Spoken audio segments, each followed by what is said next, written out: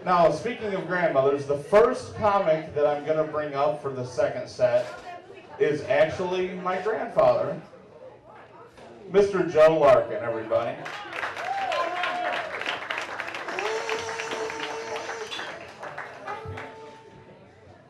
Hey, I am so proud of this guy, my grandson.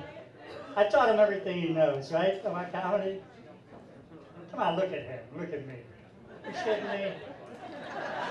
That's his idea of a joke. I'm not his grandfather, for Christ's sake. I wouldn't fuck his grandmother. Come on. Have you seen her? Jesus. No, thank you. All right, I admit it. I tried, but she wasn't moving. Actually, I think she was dead. And she was stiffer than I was. You know, though at my age, necrophilia is not a bad option. For those of you who haven't been to college, necrophilia means fucking dead bodies.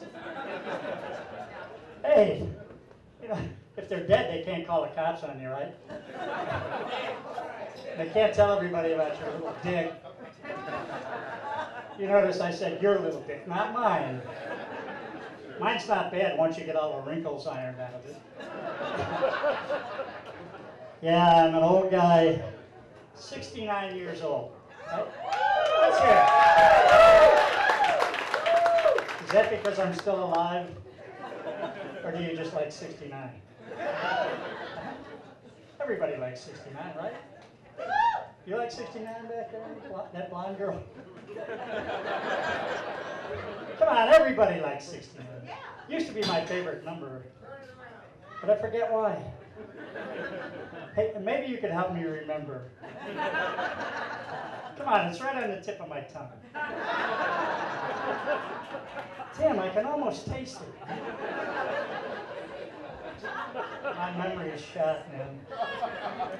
Wait a minute. Wait a minute. It'll come. I'll lick this damn thing yet. Yeah. An old man, you know what?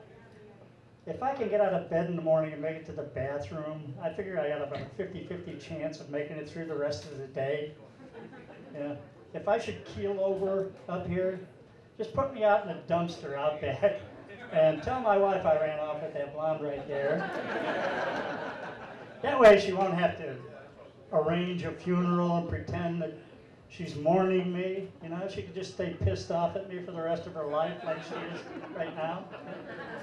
Yeah, she's always mad at me, but right now she's so pissed off at me because she thinks that I had sex with a hooker out in Vegas last week. Come on, I've never paid for sex in my life. Wait a minute, there was that one time when I bought my marriage license. Yeah. I've been married for 30 years and I only got 3 shots at it, man. I'd have been better off with the hookers in Vegas, you know? Better return on my dollar. I could have had 4 two-bit whores, you know? For every dollar I spent on that bitch.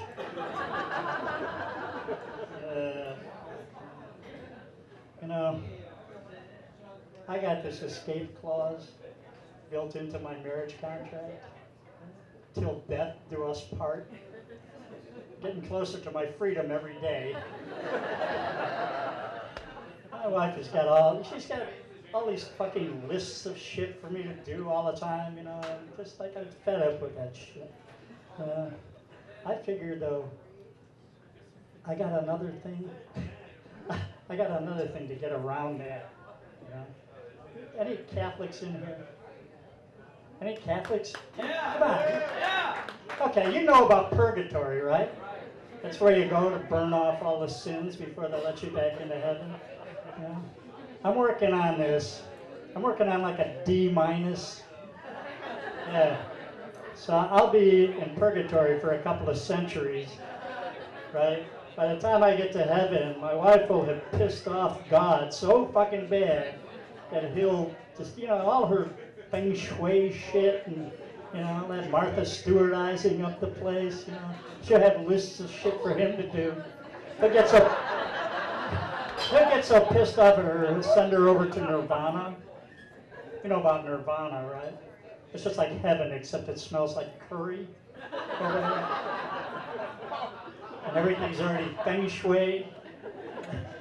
So she won't have anything to bitch about, right? And, the Buddha, he doesn't get pissed off very easily. But if she does piss him off, which she's bound to do, right? He'll send her over to Allah. You know about Allah, right? He's got some big-ass fucking problems, that guy. He's got all these pissed-off terrorists up there looking for their 27 virgins, only to discover that the U.S. Marines have already fucked them all.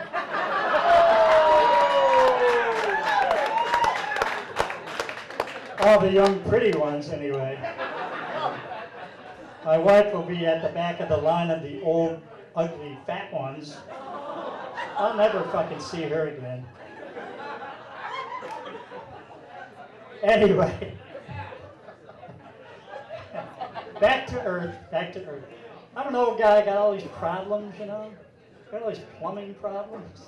I get up in the morning and I can't piss. I've been constipated forever.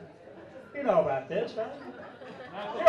You're old enough to know. Not yet. Not yet? Yeah. Believe me, it's right around the corner. It's not going to get any better, huh?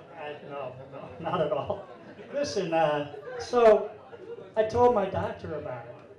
And he goes, the first thing he says to me is, you're going to have to stop masturbating. What the fuck does that have to do with anything? He goes, well, I'm trying to examine you.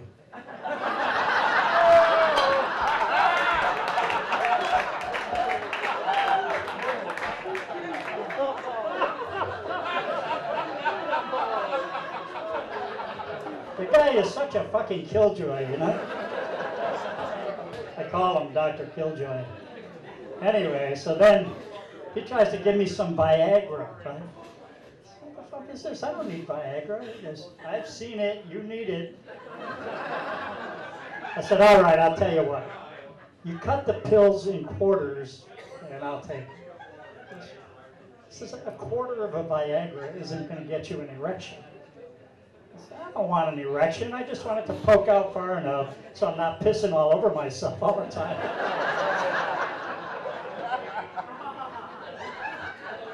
Fucker, he thinks he's a fucking comedian, too. Anyway, so it's like, come on, what about these plumbing problems I got? I can't pee in the morning, He gives me a prescription. He says, here, take one of these pills, call me in the morning, and let me know how everything came out, right?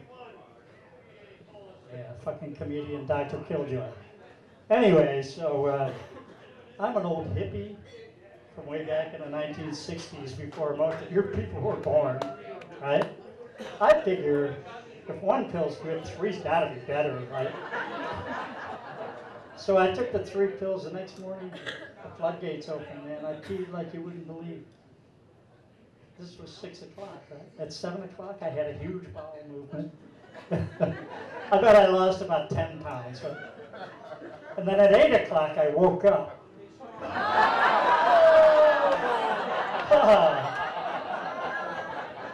Funny for you, yeah. Anyway, I called up my doctor. He said, you owe me a mattress, you prick. He argued with me for the longest time. He goes, I can't be on the phone with you with this nonsense. I got things to do. I got patients to see. My time is valuable. And he hung up on me. So what the fuck, I got valuable stuff to do too, I got to go take a shower. And then I got to get my wife to clean up all this shit over here. I joke about my wife. Hey, the doctor pissed me off so bad. I went to my bedside stand and I got out my gun. I keep the gun there to ward off the rapists. Come on, it could happen, right? My wife tried it a couple times. Now she sleeps out in the shed. She came in the other night. She goes, can I have a space heater or something? It's cold out in the shed. I said, what are you kidding me? You could roll over in the middle of the night and burn my fucking shed down. And where would I be? Where would I keep my tools? I joke about my wife all the time. But she's really supportive of me with this comedy thing. She knows that's the comedy wife, you know. Anyway, she said, does anybody here remember Carol Burnett? Yeah. Carol Burnett used to do this at the end of her TV show. Remember that? Let her family know she was thinking about them. So my wife said to me the other night, she says, why don't you have some little endearment that you do for me when you're up on the stage so that I know you love me and you're thinking about me? Come on, she doesn't really talk like that. Her voice is really fucking annoying. Anyway, my wife is Portuguese, right? She's very fiery temperament. Yeah. So I had to come up with just the right thing for her, you know. So I thought about it for the longest time, and I finally came up with something. So here's a big shout out to my lovely Portuguese wife. You know, that translates into English as this. She gave me that when I told her she had to sleep in the shed. Anyway, so back to the story about the doctor. Remember, I was on my way down to the doctor's with the gun. Took some sense into the gun. Anyway, I'm on my way down there, and I stopped off at the drugstore to get some Depends. And I don't want to have to buy another fucking mattress. You know? And I also got some sleeping pills. I mean, who could sleep with that shit? Anyway, I'm coming out of the drugstore. And there are these four young guys standing around my car. They look like they're trying to get into my car. So I pulled out my gun. I said, get away from my car, you kids. And they all ran off. So I went to get my car, and I tried the key. It didn't work. I tried to put the key in the door, and that didn't work. What the hell? I look in the back seat, and there's all these gym bags and hookah pipes and stuff. What the fuck? Oh no, I got the wrong car. So I jumped in my own car, and I ran down to the police station real fast to report those guys. And I'm down there, and I'm filling out the police report, right? And these four guys come running in, and there's the old guy, he carjacked us. So I had to do some fast talking, you know. I told the cop there behind the desk, I had a senior moment, you know. If you're going to have a senior moment, you might as well make it a memorable one, right? Anyway, he gave me back my gun, but he took my last bullet. I don't have any leverage left with the doctor, so I got down there, you know. He talked me out of the gun. Gave me a free rectal exam is what he did. Yeah, he's got surprisingly large hands, you know. But a soft touch, though. Now he thinks we should be friends, right? He's been following me around forever. Every time I turn around, there he is going, I wish I could quit you. You know that movie? What's the name of that movie? Anybody remember the name of that movie? Yeah, that's right, Brokeback Mountain, yeah. I thought maybe one of the guys would do it, would know it, but nobody wants to admit to being a gay cowboy, right? No gay cowboys in here, right? Hey, listen, I told you I was a hippie from way back in the 60s. And I went to school down at the U of I back in the late 60s, early 70s, and the place was up for grabs, man. Yeah. It was like there was a cloud of marijuana smoke over the whole campus, like about 3 feet deep the whole time. Maybe you've seen me on the History Channel. That's a guy with the big long beard and the hair, you know, the love beads. You know about the love beads, right? Anybody know about the love beads? Oh, wow. Here's a little history for you. Love beads, you used to exchange these beads, very colorful beads, you know, whenever you screwed somebody. Yeah. And there were people walking around with all kinds of huge love beads on, right? And I would always look for the chick with the most love beads on. Yeah, because she was either the greatest lay or she was the skankiest fucking whore on campus, either one. Anyway, so I also had the tie-dye t-shirt with the peace symbol on it, the whole thing. I wasn't really a hippie, I just dressed that way for the free weed. Back then, if you walked around looking like that, somebody hands you a joint, Really, you just walk up and hand you a joint. And I know I had a hog back then too. I was on that hog day and night, man. That's what we called my girlfriend, the hog. She was everybody's girlfriend, actually. She ran off with this biker chick. And I know why she did it. Her clit was longer than my dick. Hey, hey, hey. You wonder why I know this? She showed me the road burns on it. Oh, man. And I also went to class back then, too. I took some classes. I have no recollection of what I studied. They say, because I was high all the time, they say if you learn something when you're stoned, that you have to get stoned again to remember it. Yeah. So I was, the other night, I was looking through my grandson's backpack to see if I could find a pencil. I found this joint of marijuana in there. It's been forever since I smoked any dope. So I waited till they all went out and I lit up. Everything became crystal clear to me. It turns out I've got a PhD in English literature. And I didn't even fucking know it, I was walking around all night quoting Shakespeare, I got the munchies, man. I ate everything in my house. I was like, when I came down in the morning,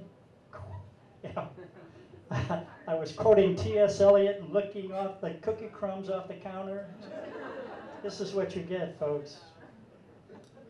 A paranoid old man with a bad case of diarrhea. I wish I could be that smart all the time, I know I could afford the weed, but the fucking junk food bill would kill me. Hey, any black people in here?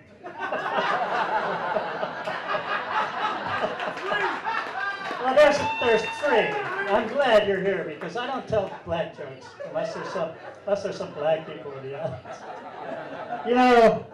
They say, I don't know if this is a stereotype or what, that black men like women with some meat on their butt, right? Yes, sir. Like women with big butts, yeah. Yeah, big look. Yeah. I mean, come on, what choice do you have? That's it. Have you ever seen a black woman over 35 without some major fucking junk in the trunk? I mean, come on, man. They got speakers back there. They got groceries, I'm sure the last one I saw had like Child care payments. she They got it all. had a grill back there, spare tire and everything. And they also say, that black guys have longer dicks. Yes, sir. That's true. Yeah. I mean, come on. That's like a genetic adaptation, right? You got to be packing some major hose to get past all that junk in the trunk and get to the jackpot. Hey, come on. Hey, you guys, come on. You got the White House, right? You got a fucking nuclear arsenal, right? You're the commander-in-chief of the kick-ass armed forces in the world, Plus you got a free dog and a vegetable garden out back, right? A bunch of fucking Mexicans tending it, right? And you got a hot wife. I mean, what the fuck? We gotta be somewhere near even, right? Come on. Do I have any more time left? I'm done. Okay, hey, listen. Remember my name, Joe Larkin. The next time you see it, it's going to be right up there at the top of the obituary page. Thanks a lot, guys. You're great artists.